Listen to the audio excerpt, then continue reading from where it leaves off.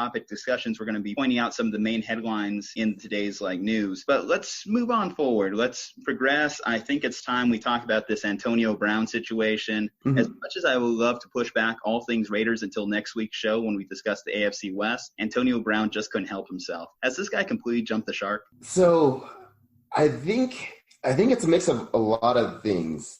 It's him sort of being a diva, right, which we already saw that in Pittsburgh when he was playing there. He would, throw fits over him not getting the ball. If, there was a third down play and it didn't go to him, he'd be upset, throwing, water coolers and Gatorade coolers, even doing stuff like in the locker room, posting videos. And so I think it's all sort of culminated in that not only was he never really disciplined properly, he's always been rewarded as well, right? So I think one of the seasons right after he went on Facebook Live, or he did something like he threw one of the water coolers, like I mentioned earlier, he actually got a contract extension. And so now he's obviously the best player probably on the Raiders. And so he's sort of acting however he wants. And I don't know if the Raiders organization can necessarily do anything about it. They're struggling for talent. They traded away, Amari Cooper. They traded away Khalil Mack. It's still going to be probably a while until their draft picks really materialize and, become really solid players. And so he kind of has free reign for right now. Well, what do you think Gruden truly thinks about this whole issue? He's been largely supportive, but I feel like there has to be two ways he can either look at the situation. We traded away draft picks for a guy who not only came into camp with a self-inflicted injury, but then threatened to retire. But counter to that, on the bright side, hey, at least we only traded away a third and a fifth. I think when you kind of look at that, he probably, as soon as he dyed the mustache, I think that was probably one of the biggest red flags in that whole situation. But especially, too, when we're talking about a guy who caught 15 touchdowns just last year. Mm-hmm. Hall of Fame talent, one of the most remarkable receivers in this league. We're going to be talking about good receivers when we discuss the NFC, AFC South today. But Antonio Brown is in that top three. Oh, yeah, absolutely. I mean, he's always been an exceptional player, right? Without a doubt, you can never question his talent.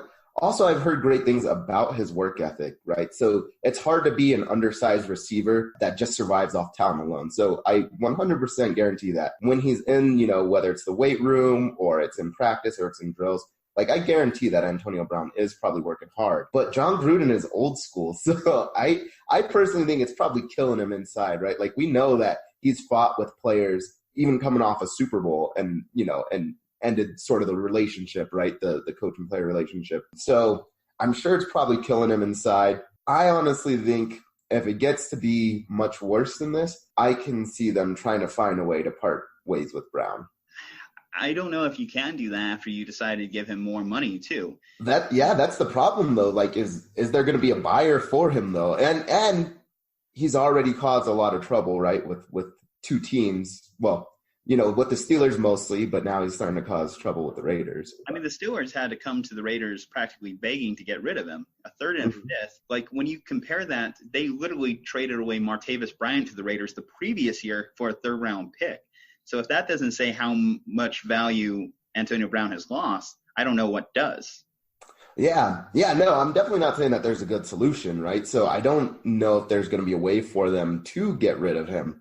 But I would not be surprised if they start looking for suitors if Antonio Brown keeps up this, sort of his behavior. The other thing too, right? He's starting to get on the other side of 30 now. And so I can't remember exactly how many years he's been in the league, but usually those athletic positions where you're getting hit sometimes tend to not last as long, right, as your Tom Brady's and your kickers and stuff like that. So we'll see. He hasn't really shown too much of a decline athletically and physically, but there's always that question does he start to? Well, he's a smaller receiver compared to a Julio Jones or a DeAndre Hopkins. So he definitely relies on his speed more to get open. So if he loses a step, that definitely can add to a steep decline.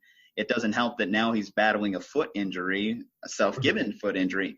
And you talk about his work ethic. One can argue with the whole cryotherapy. He was trying to get his body right. He just made a mistake.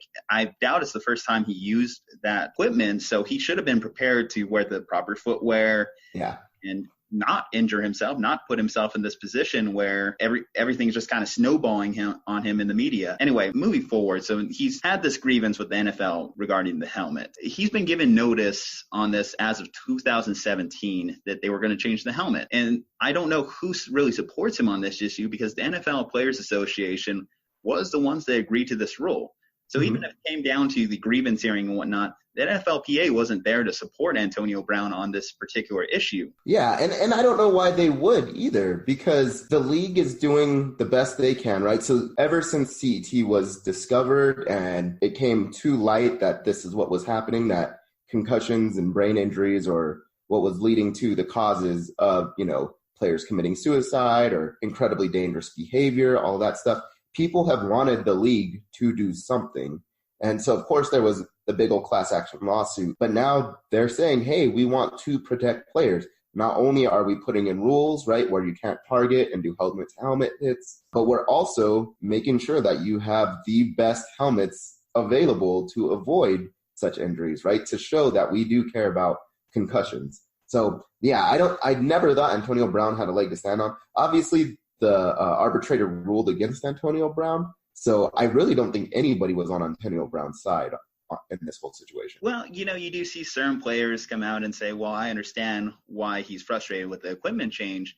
And it's kind of funny because it shows into how petty Antonio Brown's being in this situation. The Raiders literally have to show him pictures of Aaron Rodgers and Tom Brady wearing the league-approved helmets to convince him that it's not just him being targeted here. He even came out and made a bold statement in that hearing saying he vows to hold the league accountable if he suffers a head injury in a league-approved helmet. But I think that that's not really a hill to die on when you consider that he would have held the league accountable for a head injury either way. The fact of the matter is the league's going to be held accountable for any head injury from this point forward, regardless, new helmet, old helmet. The way that these arguments are constructed are always going to fall on the NFL, not the player, regardless if they even got Antonio Brown to sign a waiver saying, oh yeah, I agree to play with this helmet regardless of league rules. Yeah, exactly. And I think the NFL is under a lot of pressure to show that they're at least making progress.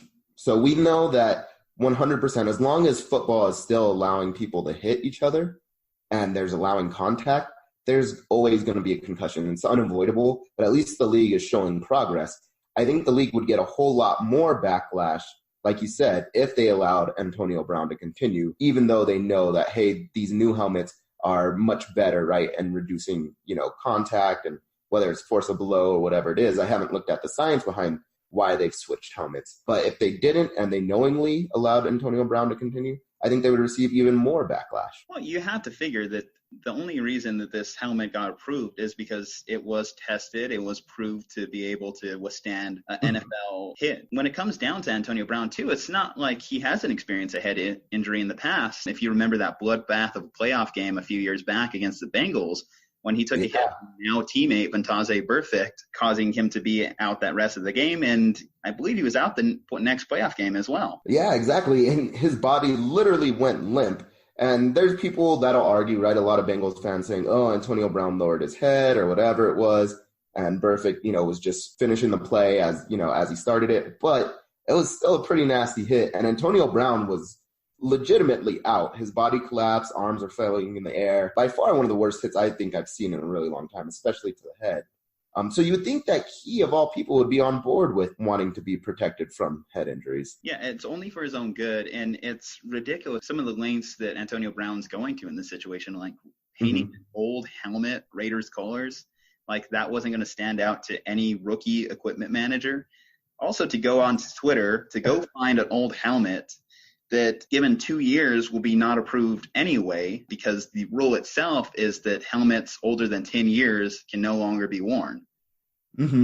It's ridiculous altogether. Moving kind of more into our discussion on head injuries as a whole, players are kind of stubborn about things like this, kind of stubborn about like their equipment, how they prepare, their regimens. Larry Fitzgerald, so when we talk about Antonio Brown, obviously he's lost a lot of respect over the last year.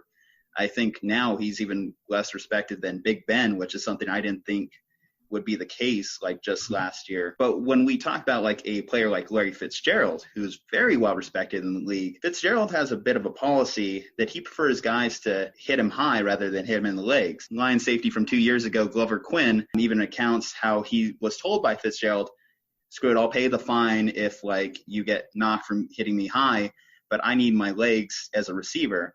It's kind of interesting to hear takes like that when it comes to this issue. Yeah, so I think those quotes are really interesting, and you can obviously tell where the player's mind is at. Is they're thinking not necessarily long term, because if you look at injuries, right? So concussions and CTE and all of that stuff, they don't really have an immediate impact on you. Like, there has been people that have died from brain injuries on the spot, but it's very rare, even in a sport like football. And so, but they're thinking, hey, I have to make my money now, right? I'm playing now.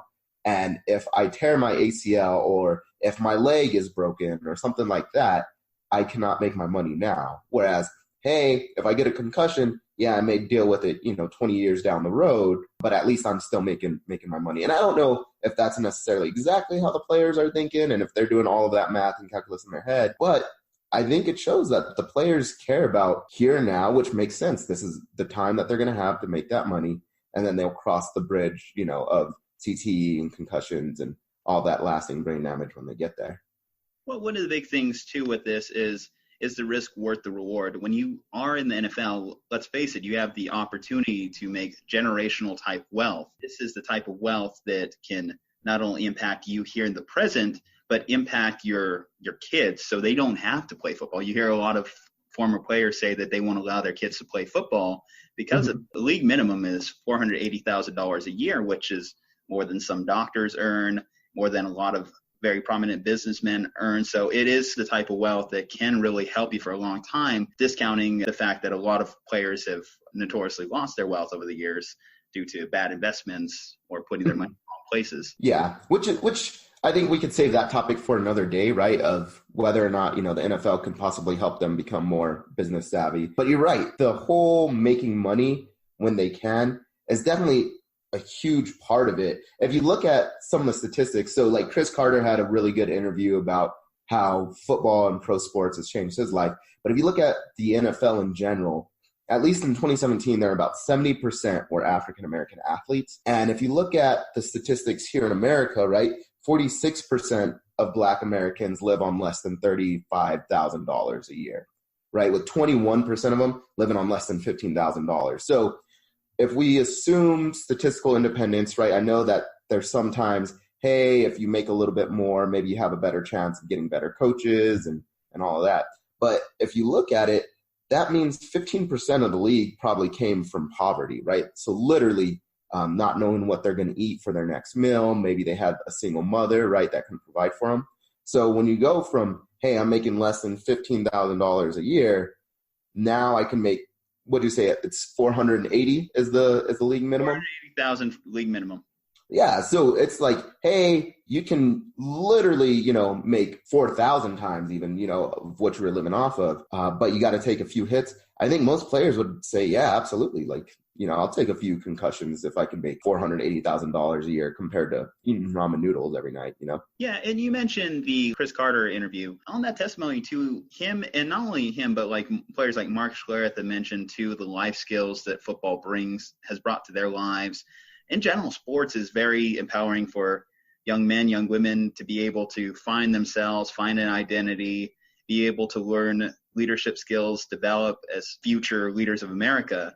So it's interesting when you talk about a sport like football, which has so many rewarding benefits, but has this one issue that's prevailing over it. And I think, so one of the big things that's an issue when it comes to this is football in particular unfairly targeted in this debate. I was looking at kind of like some other like factors that may affect like stuff like CTE. And one of the tough things about CTE is unfortunately at this point right now, it can only be diagnosed after death.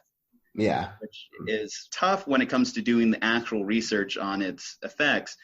But when we talk about stuff like depression, anxiety, this stuff can be affected by not only head injuries, but stuff like genetics. Opioid usage has really gone up in recent years. Lack of identity post-career, like some of these guys put their whole identity into their football careers as well. And then we talk about other sports. So in MMA, like there's a fair amount of head injuries as well when you take enough head kicks or just the pure trauma of repeatedly getting punched in the jaw, punched in the head, neck, time and time again. And one thing I found very interesting is the amount of head injuries in women's soccer today. No one really talks about this, but over 2 million young girls play soccer annually. 390,000 participate in high school, with that number approaching 28,000 at the collegiate level. these numbers are via USA Today. In a 2017 study by the American Academy of Orthopedic Surgeons, concussions are now more common in girls soccer than in boys American football, and 3 times higher than in boys soccer. So the incident rate in women's soccer is very, very up there compared to many other major sports and rivals that of American football. Yeah, which is really interesting. So I didn't know that. I'm guessing some of that might be, and this is all just a total guess, but I wonder if everybody's so focused on football. One, because, Will Smith, they did a fantastic job with the movie Concussion, and I do think it brought a lot of light to, hey, what's going on exactly with concussions, what was the lawsuit about, all of that stuff. And so you can actually see it in Google searches. If you look at trending over time, people Googled concussions, and it peaked right after the movie was released in 2015. So the search term peaked in 2016. What I think is interesting when it comes to women's soccer, though, is everybody mostly associates concussions with football. I think soccer is probably one of the best sports, at least a young child can start off in, and then, you can change sports later on. But now you have sort of the sport on top of, it's, women's, who a lot of people will say women are less entertaining, or it's less intense in a lot of ways. And so I think people maybe are not paying a whole lot of attention to it, and it's not broadcasted as broadly as it should be. And I'm not saying those are my views. I'm just saying that is kind of the sentiment around the sports sort of world, right? And I could see why, this topic in particular, head injuries, in correlation to women's soccer, isn't as broadcasted out there. When you just consider the amount of money between the NFL and women's soccer right now.